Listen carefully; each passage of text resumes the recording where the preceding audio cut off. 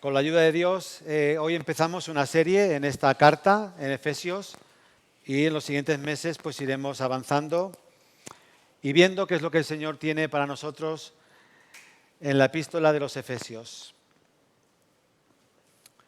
Dice así la palabra perfecta de nuestro Dios y Señor. Pablo, apóstol de Jesucristo por la voluntad de Dios, a los santos y fieles en Cristo Jesús que están en Éfeso.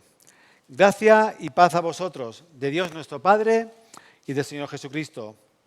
Bendito sea el Dios y Padre de nuestro Señor Jesucristo, que nos bendijo con toda bendición espiritual en los lugares celestiales en Cristo, según nos escogió en Él antes de la fundación del mundo, para que fuésemos santos y sin mancha delante de Él, en amor, habiéndonos predestinado para ser adoptados hijos suyos por medio de Jesucristo, según el puro afecto de su voluntad, para alabanza de la gloria de su gracia, con la cual nos hizo aceptos en el amado. El apóstol Pablo empieza su carta recordándonos que era la voluntad de Dios, que lo había elegido como su apóstol, su enviado. Por lo tanto, el origen del ministerio de Pablo es divino, no es humano, no es algo que él buscó de ninguna manera, sino que fue Dios que lo eligió y lo capacitó para ello. ¿Y a quién se dirige Pablo? Pues nos dice el texto que a los santos y fieles en Cristo Jesús que están en Éfeso. Son personas que están en dos lugares a la vez. Están en Cristo y están en Éfeso, como veremos a continuación. Y los llama santos, y esto es notable, porque son gente que están vivas. Son personas que están vivas cuando reciben esta carta. No necesitamos ningún milagro ni ninguna beatificación para que se nos llame santos. Santos son todos los creyentes que han sido escogidos, apartados del mundo para los propósitos de Dios, para servirles, reservados para Él. Esto es ser santo. Y como acabamos de decir, estos cristianos santos y fieles son fieles porque han recibido la palabra y la han puesto en práctica. Están en dos lugares a la vez. Están geográficamente en Éfeso, pero están espiritualmente en Cristo. Están posicionados en la persona del Señor Jesucristo. Y esto es muy importante, porque fijaros bien que lo que Pablo va a hacer durante toda esta carta es hablarnos de estas dos realidades. En los primeros 3 capítulos de Efesios nos va a explicar cómo hemos llegado a estar en Cristo. Y a partir del capítulo 4 hasta el final, capítulo 6, nos va a explicar cómo vivir esa vida en Cristo mientras estamos en este mundo. Estamos en Cristo espiritualmente, geográficamente estamos en este mundo.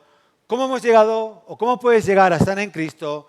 Y a continuación Pablo, y con la ayuda de Dios estaremos viéndolo en los siguientes meses, cómo vivir esta vida mientras estamos aquí en este mundo. Y en esta mañana, con la ayuda del Señor, nos vamos a centrar en los versículos 3 al 6. Hemos titulado nuestra predicación Escogidos en el Padre para alabanza de su gloria. Y tenemos 4 puntos principales. Versículo 3. Bendito sea el Padre, el Dios y Padre de nuestro Señor Jesucristo, que nos bendijo con toda bendición espiritual en los lugares celestiales en Cristo. En primer lugar, el Padre nos escogió para bendecirnos. Entiendo que la palabra escoger no aparece aquí en este versículo, pero en el idioma original, los versículos 13 al 14 son una sola frase. Es una frase que tiene más de 200 palabras en el griego. Por lo tanto, podemos decir con toda propiedad que hemos sido escogidos en el Padre para bendecirnos, para ser bendecidos. Sinclair Ferguson, comentando este pasaje, nos dice que constituye una doxología, esto es una alabanza a Dios.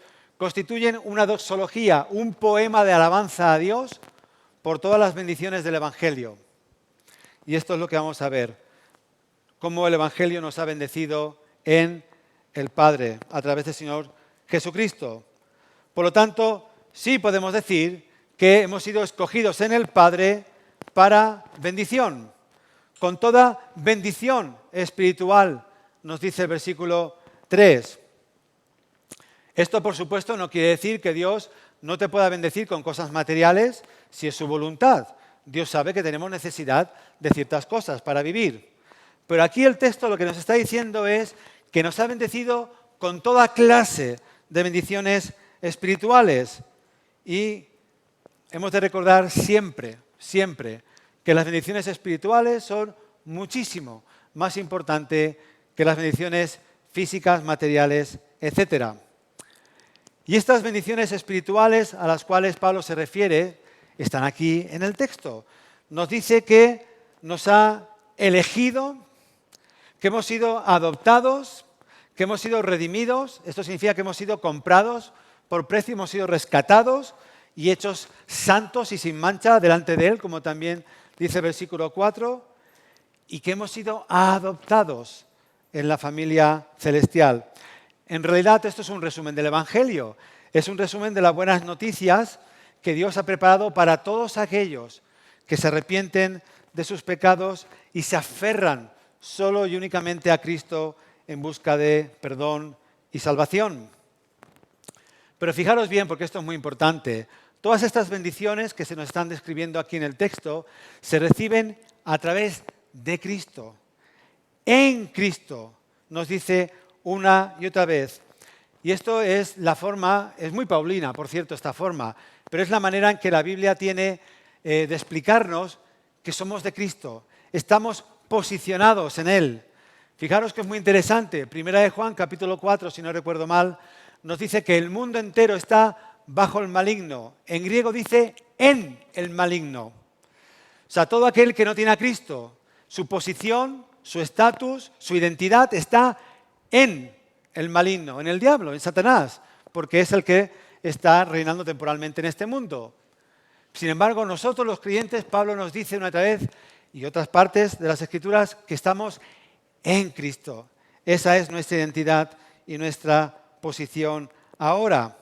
Todos aquellos que han sido unidos a Cristo a través de la fe, todos aquellos que ahora son parte del pueblo de Dios, todos aquellos que han recibido el mismísimo Espíritu Santo, como también dice el texto y veremos en otras semanas, que ha recibido el Espíritu Santo como sello y garantía, las arras de algo mayor que vendrá, que es la glorificación y la salvación eterna. Todos estos se nos dice también que han recibido la justicia de Cristo y, por lo tanto, teniendo la justicia del Salvador, somos igual de justos que Él delante del Dios y Padre. Y esto y mucho más es lo que significa estar en Cristo. Y, por tanto, también significa que Jesucristo y solo Él es la fuente, y no solo la fuente, sino el autor de todas nuestras bendiciones. ¿Has sido tú bendecido en Cristo? La palabra bendecir significa literalmente que alguien hable bien de ti, significa hablar bien de alguien. Pero esto es muy interesante porque nos crea un problema. Si tenemos por un lado un Dios que es santísimo, que es 3 veces santo y no puede tolerar de ninguna de las maneras el pecado. El pecado es pues, todas esas mentiras que hemos llegado a decir o que decimos, el orgullo, la ira, etcétera. Todas esas cosas que sabemos que están mal y lo sabemos, la Biblia las llama pecado.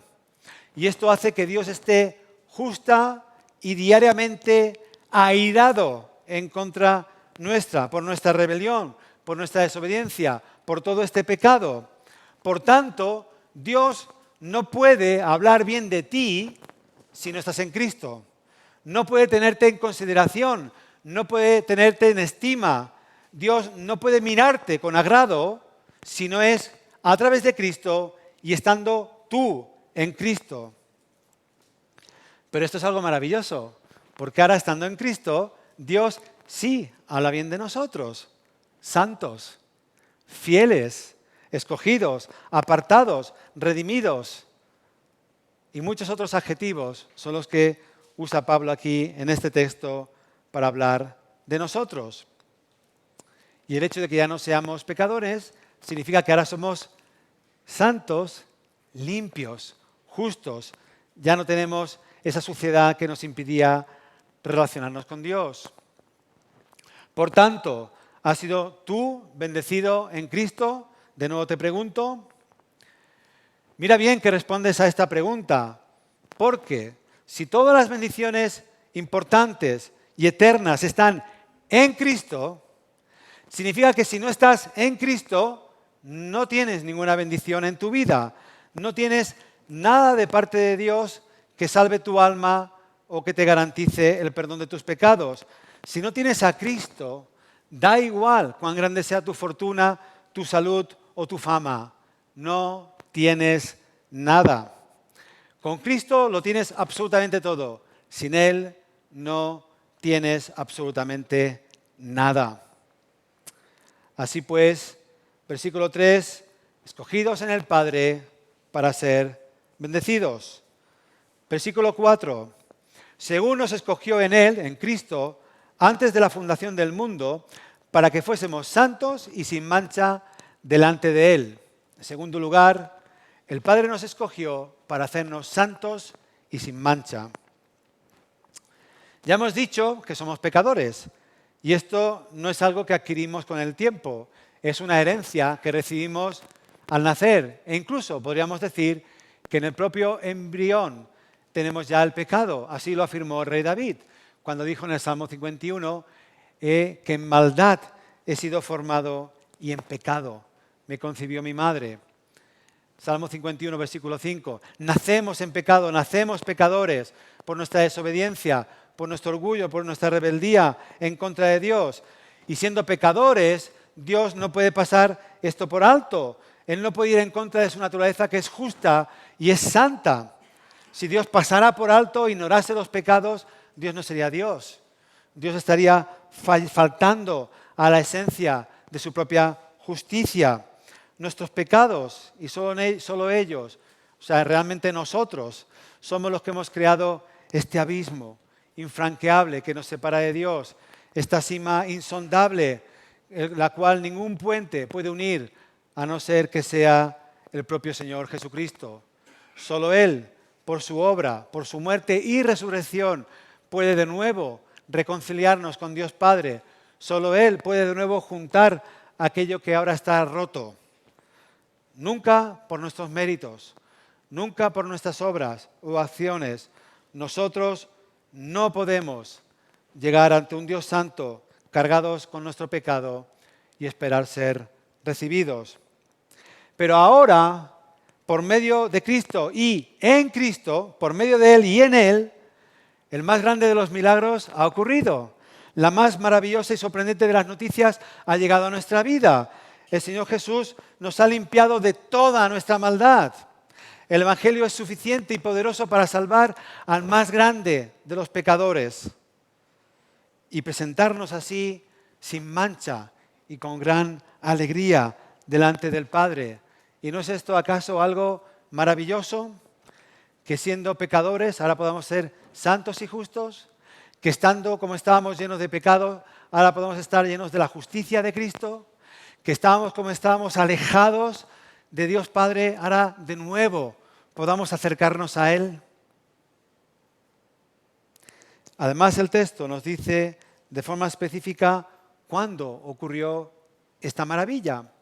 Dice que fuimos escogidos antes de la fundación del mundo. Antes que el mundo existiera, antes que existiera el universo, los átomos, las estrellas, el cielo, el mar y todo lo que nos rodea, Dios escogió a un pueblo para salvación. Fijaros, esto lo han llamado los teólogos el pacto de la eternidad o el pacto de la redención. Antes que Dios entrara en ningún pacto con ningún ser humano, entró en un pacto consigo mismo. No había nadie más alto por el cual pactar o por el cual jurar, nos dicen las Escrituras. Y Él, el Dios Trino, entra en un pacto, en un acuerdo con esta Santa Trinidad. El Dios Padre propone al Hijo que se encarne, que viva perfectamente y muera como sustituto de nosotros, pecadores. Como recompensa le ofrece ser la cabeza de este pueblo y recibirlo como herencia eterna. Y el Espíritu Santo también colabora. Como veremos más adelante, en las siguientes semanas, si Dios lo permite, este pasaje es altamente trinitario. Nos dice 3 veces para alabanza de su gloria, escogidos en el Padre para alabanza de su gloria, redimidos en el Hijo para alabanza de su gloria, sellados en el Espíritu Santo para alabanza de su gloria. Y como digo, el Espíritu Santo también participa y Él es el que nos aplica esta obra de redención, esta salvación, estos méritos de Cristo. Y Él es también el que se comprometió a empoderar al Hijo para que su misión tuviera éxito como la tuvo y hubiera salvación para nosotros. Así pues, como nos recuerdan las Escrituras, no depende del que corre ni del que quiere, sino del que Dios tiene misericordia, como también veremos a continuación. ¿Has sido tú hecho santo y sin mancha delante de Él?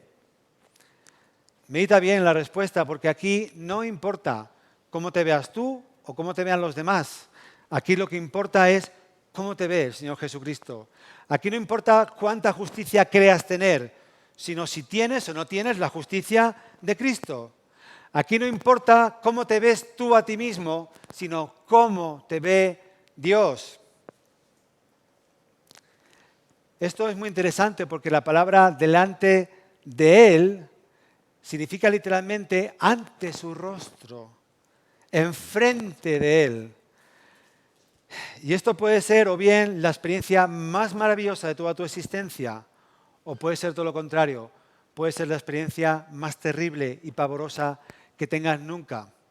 Todo dependerá si el día que te presentes delante de Dios estás en Cristo o estás fuera de Él.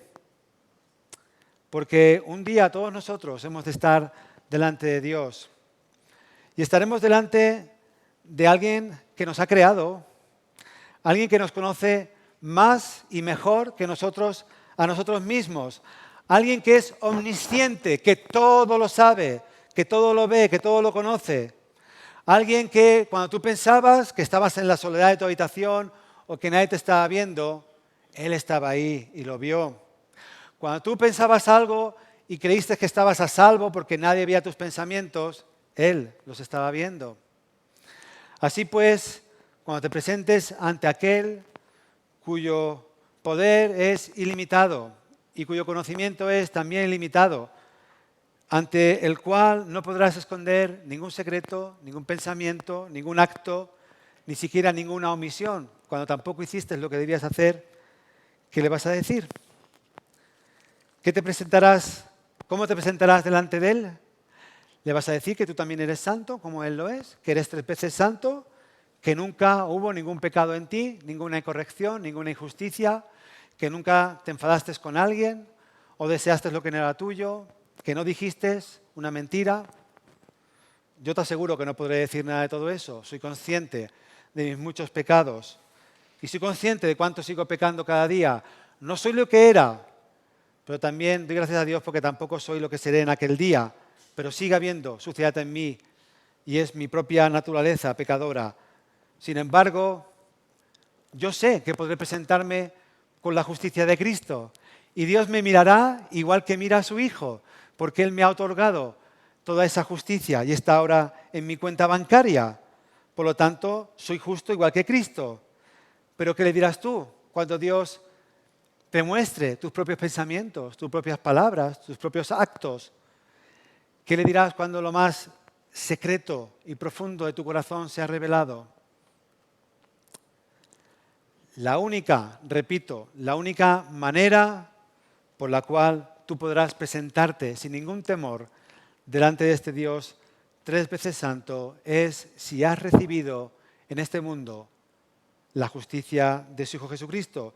No hay ninguna otra manera, no hay ningún otro puente que vuelva a reconciliar al Dios santo con el hombre pecador. Dice el profeta Isaías que todas nuestras justicias, todo aquello que creamos que está bien hecho, todo aquello que podamos poner en nuestra cuenta y decir, mira, pues he hecho tal y tal cosa, todas estas justicias son como trapos de inmundicia. Y creerme, el original es bien fuerte. Habla de cosas realmente sucias, corrompidas, y reunidas todas en un trapo, indigno. Me he tomado la molestia de acudir al diccionario para ver qué es lo que significa inmundo, esta palabra inmundicia. Y nos dice que este adjetivo significa sucio, asqueroso e impuro. Y así es nuestra autoproclamada justicia. En realidad es algo que delante de un Dios 3 veces santo es tan asqueroso, está tan contaminado, está tan sucio que solamente puede ser rechazado enérgicamente. Y eso no quiere decir que no podamos hacer ciertas cosas que estén bien o que tengamos cierta bondad en nosotros. Obviamente, si nos comparamos con Hitler, pues seríamos mucho mejor personas que él, ¿verdad? Pero recuerda siempre esto, Hitler no te va a juzgar. Quien te va a juzgar es Dios. Por lo tanto, compárate con él.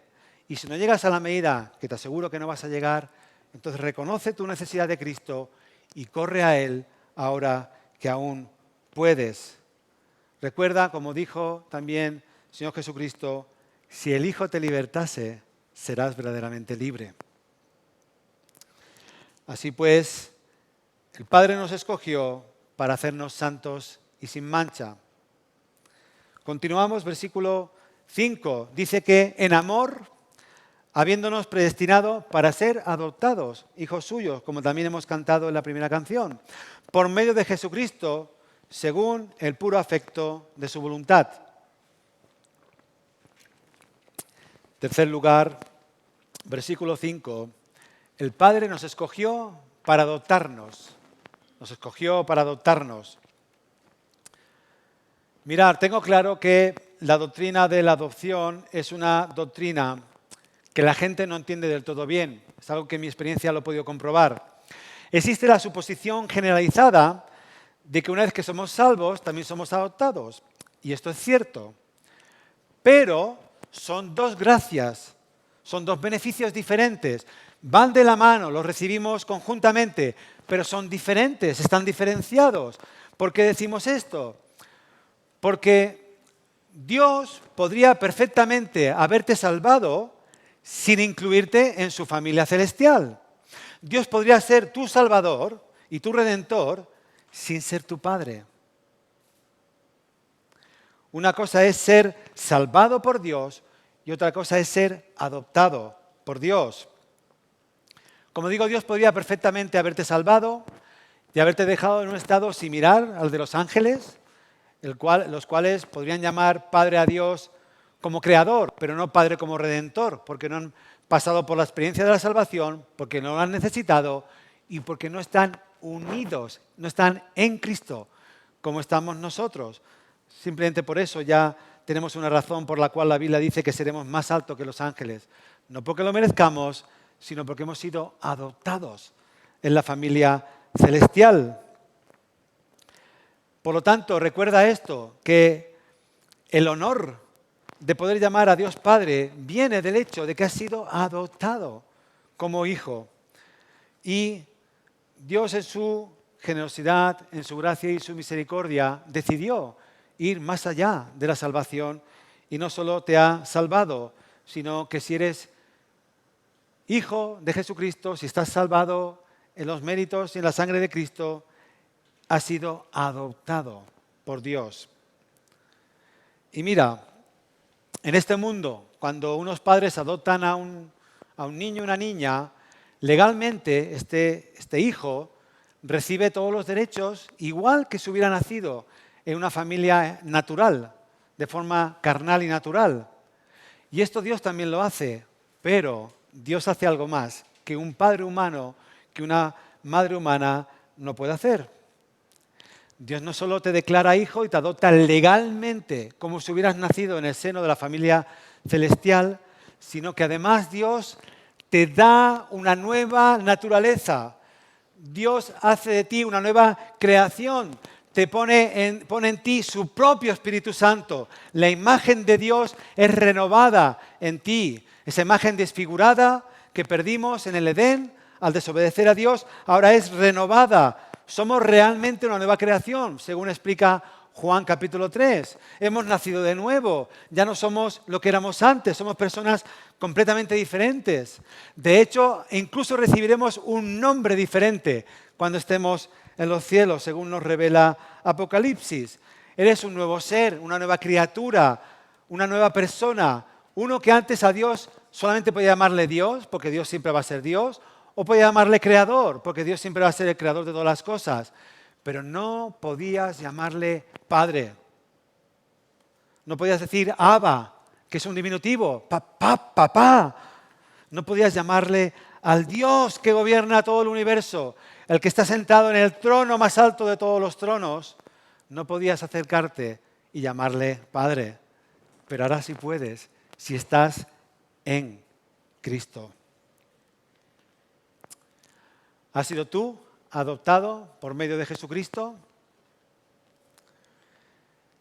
Dios, como hemos dicho, en su eterna sabiduría y magnificencia, decidió que toda aquella persona que recibiera el perdón de sus pecados a través de su Hijo Jesucristo, no solo fuera salva, sino también adoptada. Pero esto implica algo muy importante. Significa que si no has sido salvado por medio de Jesucristo, tampoco has sido adoptado por medio de Él. O puesto a la inversa, si no recibes la adopción, es porque no has recibido la salvación. Sin salvación no hay adopción. Las dos cosas van juntas, como hemos dicho. Por lo tanto, si Dios no es tu Padre por medio de la adopción divina, eres un huérfano sin ninguna esperanza. No tienes ninguna bendición espiritual en los lugares celestiales en Cristo. Dios no habla bien de ti, Dios no te puede mirar con agrado. Estás aún muerto en tus pecados, en tus delitos, apartado de todas las promesas que recibe el pueblo de Dios y condenado a una eternidad de sufrimiento en el lago de fuego y azufre.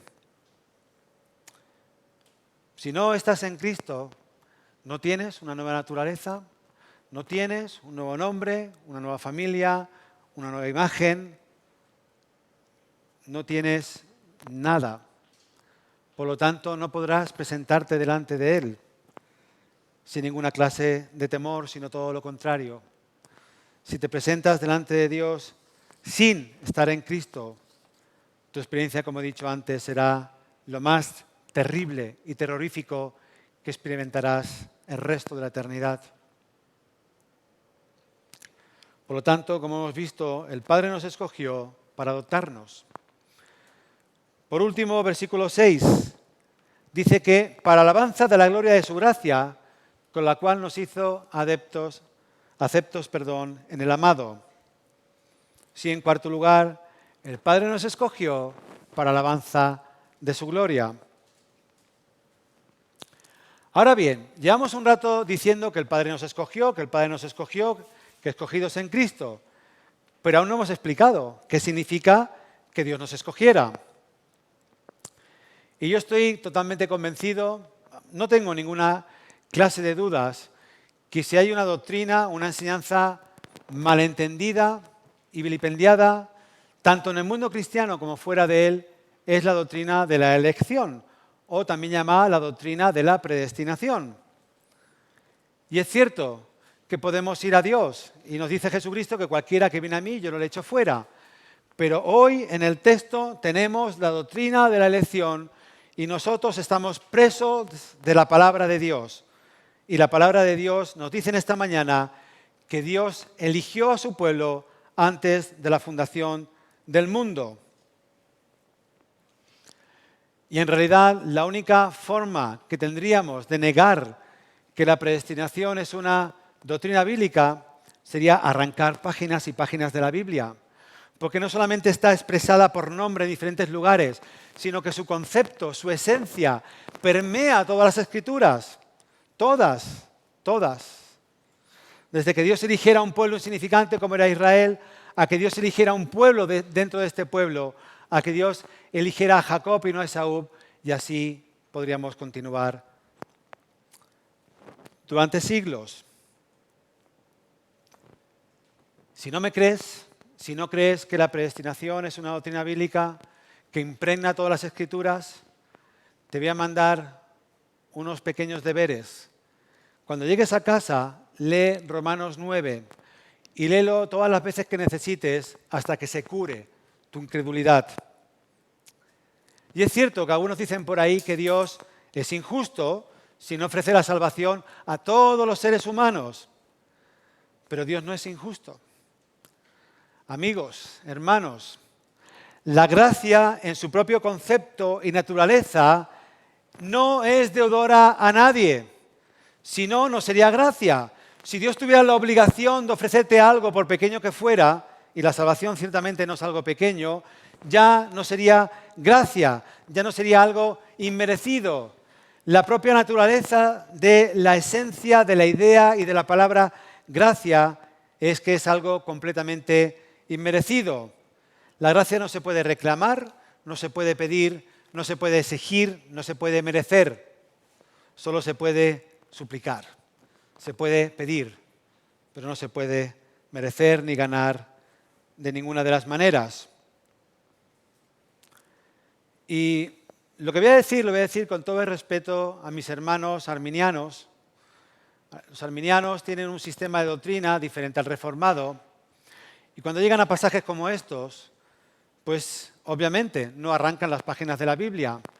Y la forma como un arminiano enseña y explica la predestinación es diciendo que Jesucristo en la eternidad miró como si fuera un mago en el futuro y viendo a aquellos que habrían de tener fe en Él, los escogió para salvación. Esta es la forma en la que el mundo arminiano explica la predestinación. Pero esta lógica tiene en sí misma un veneno fatal que la destruye. Fijaros bien, porque os lo voy a explicar. Si Dios te eligió a ti porque vio que tenías algo, en este caso fe, te eligió por tus obras, te eligió porque tú lo mereciste y porque había algo en ti que hizo que Dios te eligiera. De nuevo, estamos totalmente denigrando la gracia de Dios. Si Dios te eligió porque tú lo merecías, ya no es gracia, son obras. Había algo en ti, hiciste algo o tenías algo que hizo que Dios te salvara. Y amigos y hermanos, esto destruye toda la esencia del Evangelio. Dios vino a salvar a pecadores que estaban perdidos, no pecadores que merecían ser salvados y estaban esperando esa salvación. Muertos en pecados y delitos, dice la Biblia, un muerto no puede hacer nada y un muerto espiritual no puede realizar ninguna acción espiritual. Esta explicación en sí misma tiene un fallo fatal, como acabo de explicar. Aún así, debemos de tener muchísimo cuidado en decir que Dios es injusto, ni siquiera en pensarlo. Y no solo en decir o pensar o afirmar que Dios es injusto, sino debemos tener mucho cuidado en clamar o en reclamarle justicia a Dios. Fijaros bien que Shakespeare lo expresó perfectamente en una de sus obras, el libro Mercader de Venecia. En el acto 4, escena 1, habla en boca del protagonista, de Portia, que estaba hablando ante el Tribunal de Justicia de Venecia. Y fijaros bien lo que dice Portia. Ya que exiges justicia, ten por seguro que en el curso de la justicia ninguno de nosotros debería ver la salvación. Rogamos pidiendo misericordia. Ten cuidado si lo que le pides a Dios es justicia, no sea que te lo conceda. Más bien, pidamos todos nosotros misericordia, aquello que es inmerecido, por si Dios en su gracia y en su misericordia quisiera concedérnosla. Pero dejadme que diga algo más en cuanto a la justicia o la supuesta no justicia de Dios. Este argumento es de Sproul, él lo explicó magníficamente en su libro Escogidos por Dios, y nos dice algo muy interesante, y es que Dios hará una de estas dos cosas. O Dios te concederá gracia inmerecida y perdonará tus pecados en Cristo, el cual fue castigado en tu lugar. Dios nunca pasa por alto el pecado. O Dios te aplicará justicia, la justicia que mereces por tus pecados. Sea que Dios te aplique gracia porque has sido castigado en Cristo, o sea que Dios te aplique justicia porque es lo que realmente mereces, Dios nunca será injusto. Actuará lleno de gracia o actuará lleno de justicia, pero nunca será injusto, porque esto va en contra de su propia esencia. Y ahora bien, ¿qué es lo que motivó entonces a Dios a escogernos y regalarnos algo tan sublime como es la salvación? ¿Acaso había algo en nosotros que Él necesitara, algo que le moviera a querer rescatarnos, algún tesoro que Él no tuviera, algo de valor o de bondad? Pues esto no es lo que dice Primera de Corintios. Dice que Él escogió a lo necio del mundo, lo vil, lo sucio, no a los altos, ni a los sabios, ni a los fuertes, sino lo débil, lo menospreciado, a fin de que nadie se pueda jactar delante de su presencia. Pero además recuerda lo que está diciendo el texto de esta mañana. Dios nos escogió antes de la fundación del mundo, antes de que naciéramos o antes de que hubiéramos hecho ninguna acción buena o mala, tal y como explica Romanos 9:11.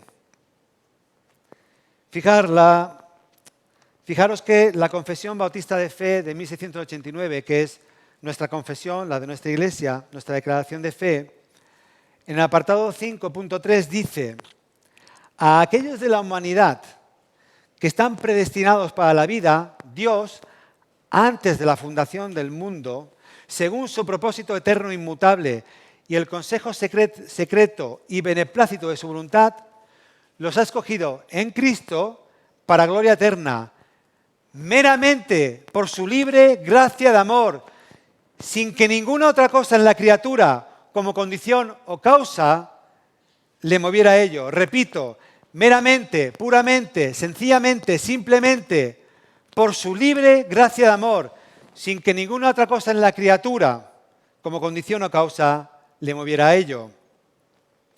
No había absolutamente nada en nosotros que mereciera ser escogido. Como nos dice el texto, todo es de Él y para Él. Todo es para alabanza de su gloria. La gloria de Dios, su honor, su reputación, su majestad. Todo en Él es primero y principal. Él merece siempre el primer lugar en todas las cosas. Él merece siempre la adoración de toda la creación. Dios decreta y ejecuta en honor a su propio nombre, en honor a su propia satisfacción y complacencia. ¿Por qué? Porque Él es perfectamente santo y digno en sí mismo. Recuerda siempre esto: Dios tendrá toda la gloria en tu salvación o no tendrá ninguna. El hecho mismo de que tú necesites ser salvado significa que tú no te puedes salvar a ti mismo. Pero este es el Evangelio que predicamos. Estas son las buenas noticias que os anunciamos. Que Cristo Jesús vino al mundo para salvar al peor de los pecadores, al más grande de los pecadores, de los cuales yo soy el primero, decía Pablo, y posiblemente yo sea el segundo. Sin embargo, hay salvación para todos nosotros en esta mañana. El Padre nos escogió para alabanza de su gloria. Por tanto, solo a Él démosles la gloria, ahora y por siempre. Amén.